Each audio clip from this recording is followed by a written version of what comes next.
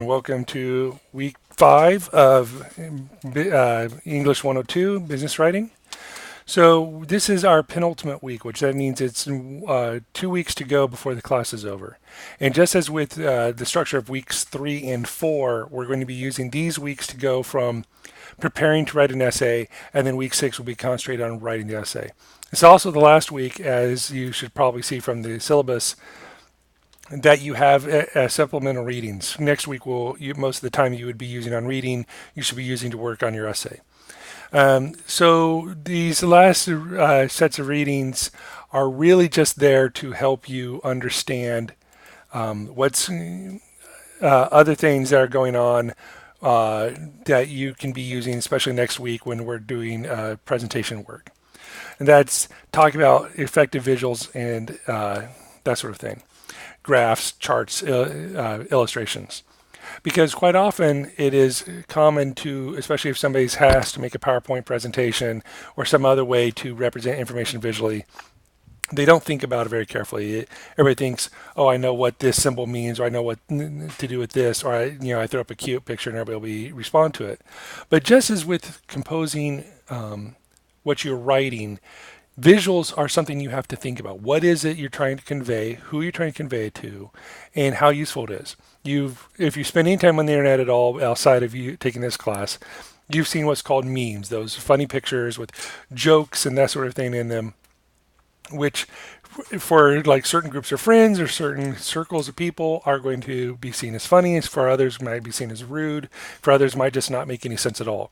And so that is a simplified version of what I'm talking about here is you may have a symbol that you as an expert in the field understand, or diagram or anything else, and others may not get. So you need to consider what your visuals are for and how they should be used. And so this chapter is all about talking about those sorts of things. For example, a table may make sense, but sometimes people arrange tables horribly, so you can't even tell what's going on. Like if you have a table with like 20 different of these columns with all poorly labeled, they're all labeled 1, 2, 3, 4, 5. Maybe somebody's been working with this for a couple years, knows what all those mean. Somebody just looks at it the first time, may not have any idea. So always remember consistency, clarity, and can other people figure it out without having to have to sit down and be talked through what everything means. And this gives you examples for each kind of thing. Graphs, which often get misused, especially if people mislabel these axes, and the axes are the lines that you work on. So if there's an axis up, that's usually the y-axis, and the axis across, that's usually x-axis. And how you label those can change meaning. You may have seen various financial graphs that show a line going up, which actually, if you look at the numbers, isn't actually how the numbers work. It's just a representation that's meant to mislead you. This sort of thing happens all the time, so be careful with that. Same thing with charts.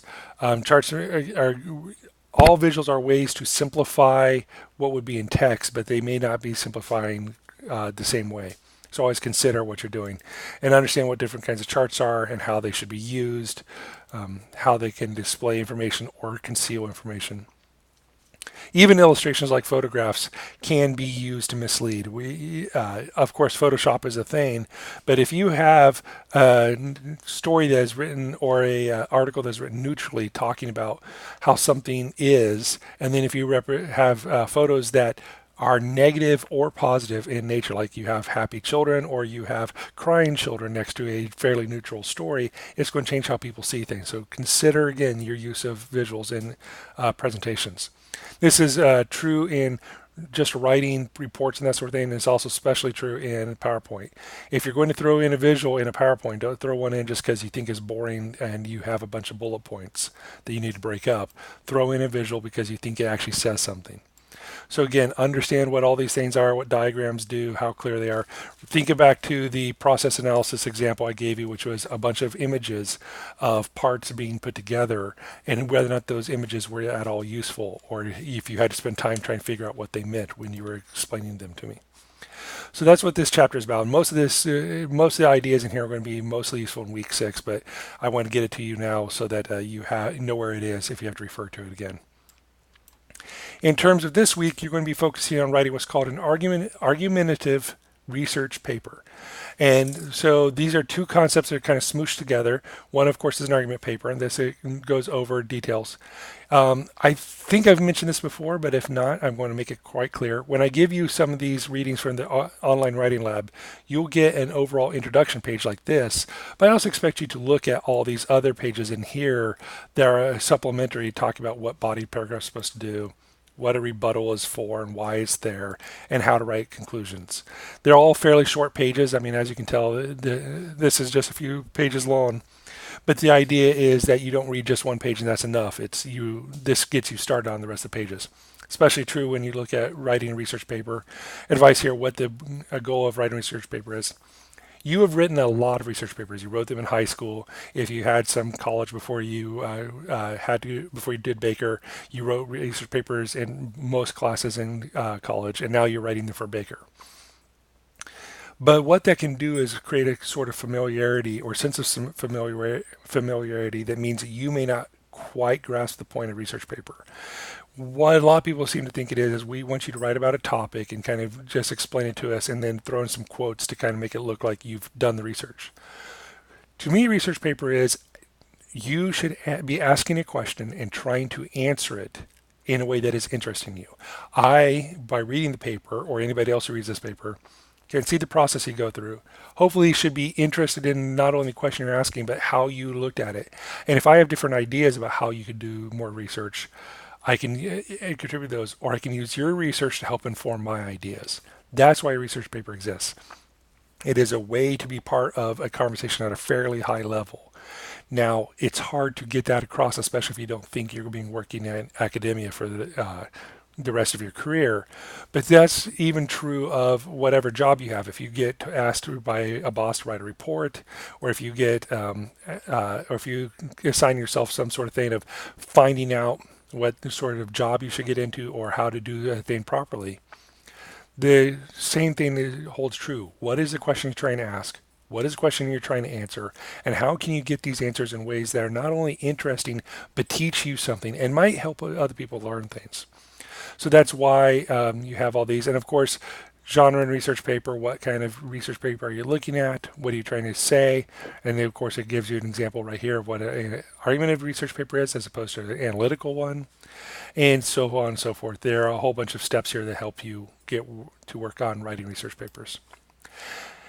And finally, here's one about how to write an argumentative research paper. And it's basically step to step of if you are still not clear on the way to go through it, this is a good overall look at ways to do things. And I ask you a specific question from this in the weekly reading quiz. A couple of questions about how you can do things.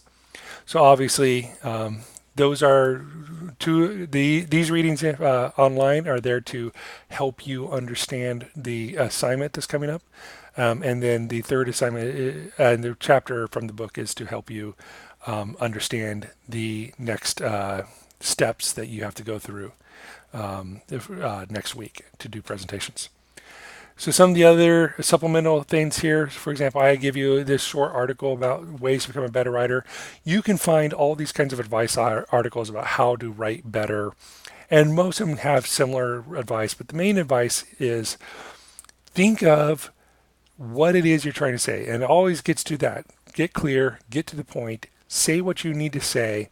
And so this kind of covers most of that. Some of them are simplified and maybe too simple, and that's fine. I don't care what kind of set of advice you use to help guide you when you're writing. But what I care about is that you realize that everybody goes through this. There are similar pieces of advice because they work. And find whatever list that works best for you and follow it. So, when we're talking about an argumentative paper, argument is easy to misunderstand. An argument in logic and philosophy is a specific thing. It is statements that you can back up that help you try to say something that you think is important, is true, that other people should understand. And so there are all kinds of natures of this. And I gave you the Wikipedia page to kind of give you an idea of what argument was in the formal definition as opposed to how it's informally used. and how arguments can be structured, just in general, to try to break you out of the mindset that argument is a way of fighting with other people or disagreeing with other people. Ideally, an argument isn't about disagreement. You may disagree, and that may lead to the argument. But argument is about trying to state what you understand or believe to be true in a way that can be clearly understood by somebody else and that they can respond to in with as much detail and understanding and knowledge as you have. So it is meant to. It is a structure that is meant to keep us from our worst impulses. And by that I mean many people, if they are denied that something they're saying is true, or if they are run into someone who doesn't want to believe them, will get angry, get worked up, and not use proper arguments. They'll instead attack the other people. They'll use flawed reasoning, flawed logic, whatever it is. And that usually doesn't lead anywhere. It just leads to people shouting and whatever else might happen out of that. That is not the point of making a good argument. An argument is about, have I stated what I know or what I believe in ways that other people can understand and respond to thoughtfully. So this is a good way to kind of get a sense of that. Here's a funnier way. This is an old video from Monty Python. If you happen to know who this is, great. If you don't, they're a comedy troupe. And what they do is try to show what the common misunderstanding of how to have an argument is, as opposed to what the person actually wants, which is the more logical, philosophical version of it. So the reflection forum is going to help you look at some kinds of arguments that get made. And I'm going to have you look at one of the most famous speeches out there, Reverend Martin Luther King Jr.'s I Have a Dream speech. If you are not familiar with the full speech, the link there should still be up. It was when I built this. And it will let you either read or listen to, or do both. I'm a big fan of doing both of them, listening to the words and then reading the words to see if my interpretation of them are different. And to think about how he structures arguments, how he states things, and whether or not you believe that this is actually truly persuasive, and whether or not you respond to it. By the way, just because it's Martin Luther King, you don't have to say, yes, this is great. If you find this argument not to work, you don't think it's something you respond to personally, say so and explain why. I mean, that's perfectly fine. I just want to make certain you can articulate what's going on. And of course, I have an ad blocker on here, so it will not show for me what I want. But it will show you for you. All right, so other activities you go through besides the quiz is you have your writing skill activity. And the writing skill activity, don't have it open, is going to be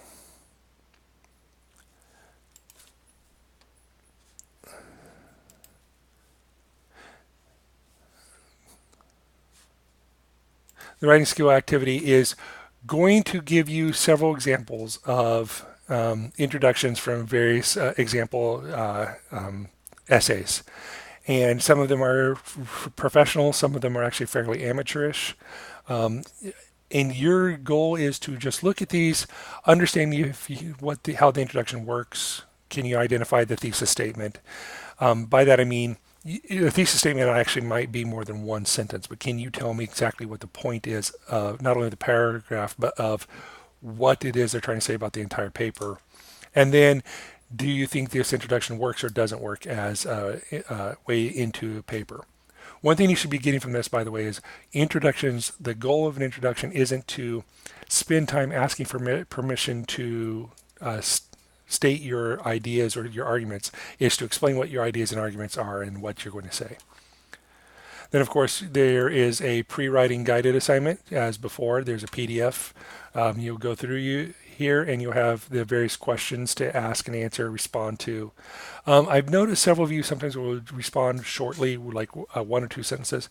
When you do that, counter that impulse by trying to have, even if your response is really short, how you're going to do this, or what your point of view is, and you think you can put in a sentence.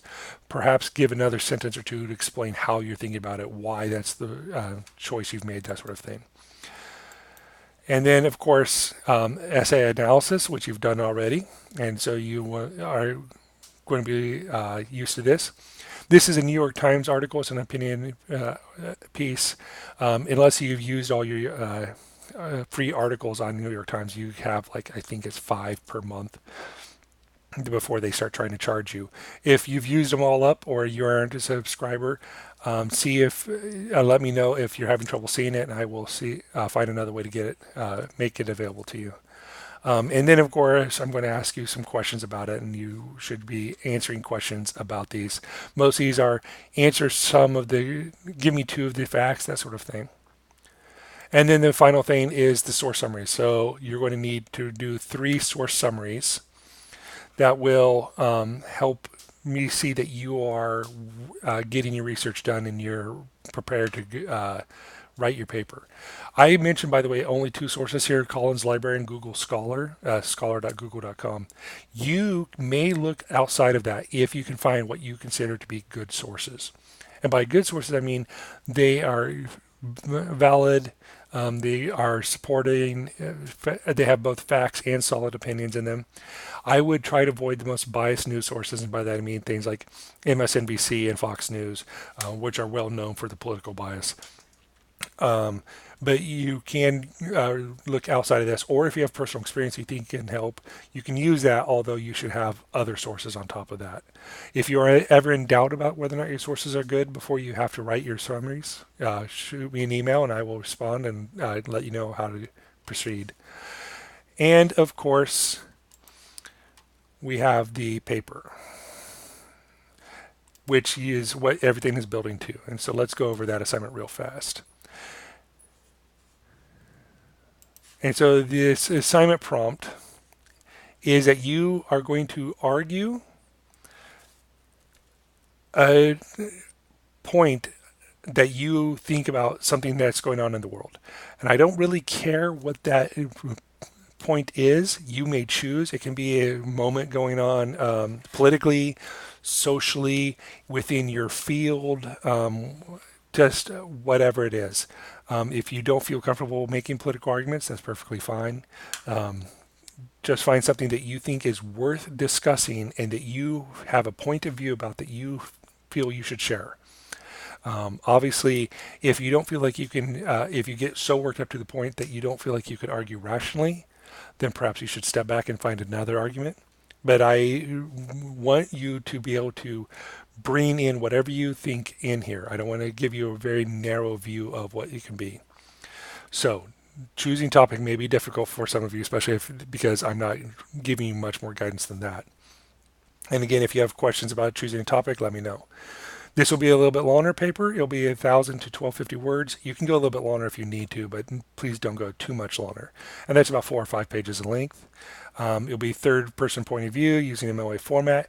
I'm going to relent on that a little bit. If you want to say, I personally think, that's fine, but most of the essay should be in third person.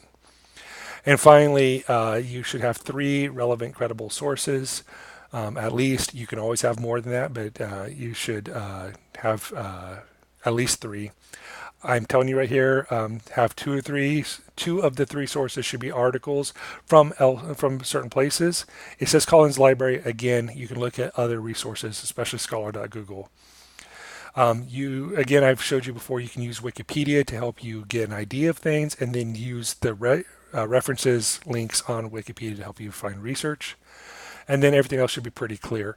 If you have any questions about this, what the ultimate goal is, we'll go over a little bit more for week 6. And of course, you can always shoot me an email. I think that covers everything. If you've got anything, let me know, and I will see you later.